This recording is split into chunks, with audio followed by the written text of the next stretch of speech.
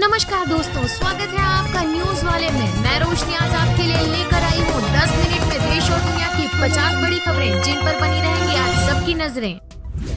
TB के मरीजों में गिरावट, 8 साल में करीब 8 लाख कम हुई संख्या, स्वास्थ्य मंत्री का दावा। मनसुख मंडाविया ने बताया कि महामारी के 2 चुनौतीपूर्ण वर्षों के बाद भारत में टीबी की घटनाओं में 16% की कमी देखी गई है, जो वैश्विक स्तर पर देखी गई गति से लगभग 2 गुनी है।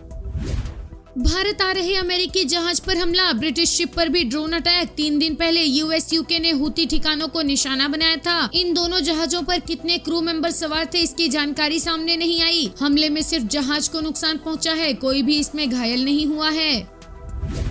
संसदीय समिति की सिफारिश, यमुना में कचरा डालने वालों को दंडित करें। नदी की जान बचाने के कई सुझाव आए। अन्य नदियों को प्रदूषण से बचाने के लिए भी ऐसी ही सख्ती होनी चाहिए। यमुना किनारे शवदाह को समिति ने बड़ा मुद्दा बताया, कहा इससे नदी में प्रदूषण का कोई अध्ययन नहीं हुआ है। समिति ने राज्यों को बिजली और सीएनजी शवदाह बनाने के लिए वित्तीय सहयोग देने की भी सिफारिश की। यमुना किनारे शवदाह की परंपरा रोकने के लिए रास्ते निकालने को कहा जरूरी होने पर शवदाह स्थलों को नदी के किनारों से दूर स्थानांतरित करने की सिफारिश की। म्यांमार में रहने वाले भारतीयों को एडवाइजरी, विदेश मंत्रालय ने कहा रखाइन प्रांत ना जाएं, वहां रह रहे भारतीय फौरन निकलें। विदेश मंत्रालय ने अपनी एडवाइजरी में कहा बिगड़ती सुरक्षा स्थिति, लैंडलाइन समेत कम्युनिकेशन के अन्य साधनों की स्थिति बिगड़ रही है, जरूरी सामान की कमी भी हो रही है। इसे देखते हुए सभी भारतीय नागरिकों को सलाह दी जाती है कि वे म्यांमार के रखाइन प्रांत की यात्रा न करें। जो भारतीय नागरिक पहले से ही रखाइन में हैं, उन्हें तुरंत यहां से बाहर निकलने की सलाह दी जाती है। वित्त मंत्री से मिले पेटीएम के सीईओ, मांगी मदद। निर्मला सीतारमण बोली आरबीआई की कार्रवाई रेगुलेटरी मैटर, आप डायरेक्ट उनसे डील करो। वित्त मंत्री निर्मला सीतारमण ने आरबीआई की कार्रवाई को रेगुलेटरी मैटर बताते हुए पेटीएम के सीईओ शर्मा को डायरेक्ट आरबीआई से डील करने को कहा है।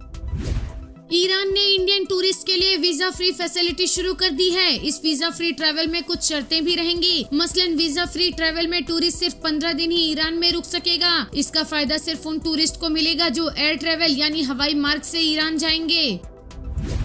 पेपर लीक और चीटिंग पर 10 साल जेल, 1 करोड़ रुपए जुर्माना। पब्लिक एग्जामिनेशन बिल लोकसभा से पास, अब राज्यसभा में भेजा जाएगा। ये बिल कानून बनता है तो पुलिस को बिना किसी वारंट के संदिग्धों को गिरफ्तार करने का अधिकार होगा। आरोपी को जमानत नहीं मिलेगी और इन अपराधों को समझौते से नहीं सुलझाया जा सकेगा। हालांकि प्रतियोगी परीक्षाओं में शामिल होने वाले उन बच्चों को टारगेट नहीं किया जाएगा जो जानबूझकर इसमें शामिल नहीं होते हैं। दिल्ली सरकार में मंत्री आतिशी ने ईडी को लेकर बड़ा खुलासा किया, कहा कि केंद्र सरकार की फेवरेट एजेंसी ने अपना हथियार ईडी का इस्तेमाल कर सीएम अरविंद केजरीवाल के निजी सचिव के घर पर छापेमारी की। ईडी की रेड 16 घंटे तक चली। हमारे ट्रेजरर सांसद एनडी गुप्ता के घर पर छापा 18 घंटे चला। ईडी के छापों में जो अफसर आए उन्होंने न एनडी गुप्ता जी के घर और न ही सीएम के पीएस के घर कोई पूछताछ की, न कोई कागजी कार्रवाई की, न ही बताया कि किस केस की जाँच के लिए आए हैं। ऐसा पहली बार होगा कि इतने घंटों के छापे के बाद भी लिखित में कुछ नहीं दिया गया कि आखिर वे किस केस के सिलसिले में छापेमारी के लिए आए हैं। ईडी की रेड सिर्फ दिल्ली के सीएम अरविंद केजरीवाल को कुचलने की साजिश है। ईडी ने साफ कर दिया है कि ये छापे दिखावे हैं। हमारा मकसद दिल्ली के सीएम अरविंद केजरीवाल के लिए काम करने वाले नेताओं को जेल में डालना है। ईडी का सिर्फ एक काम है, वो ये है कि सीएम अरविंद केजरीवाल के लिए काम करने वाले नेताओं को जेल में डाल दो। हमें समन सिर्फ इसलिए आ रहे हैं क्योंकि वो दिल्ली के मुख्यमंत्री के हौसले को कुचलना चाहते हैं। पीएम नरेंद्र मोदी जी जानते हैं कोई एक नेता है जो उन्हें चैलेंज कर सकता है तो वो सिर्फ अरविंद केजरीवाल है।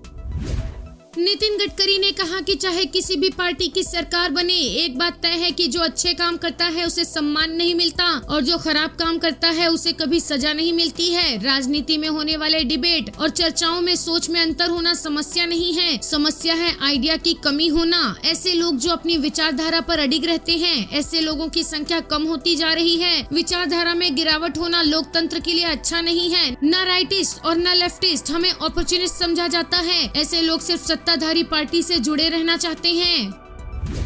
गडकरी ने कहा कि भारत दुनिया का सबसे बड़ा लोकतंत्र है और पीएम मोदी के शब्दों में कहा जाए तो भारत लोकतंत्र की जननी है। अच्छा काम करने वालों को सम्मान नहीं मिलता और खराब काम करने वालों को कभी सजा नहीं दी जाती है। हमारी इसी खूबी की वजह से हमारा लोकतांत्रिक गवर्नेंस सिस्टम दुनिया के लिए उपयुक्त है। नेता आते जाते रहते हैं, लेकिन उन्होंने अपने अपने निर्वाचन क्षेत्र के लोगों के लिए जो काम किए हैं, आखिर में वही उन्हें सम्मान दिलाता है। पब्लिसिटी और पॉपुलैरिटी जरूरी है, लेकिन उन्होंने अपने अपने निर्वाचन क्षेत्र में जो काम किया है वो संसद में उनकी कही गई बातों से ज्यादा जरूरी है। वीडियो पसंद आया हो तो लाइक, शेयर और सब्सक्राइब करना ना भूलें।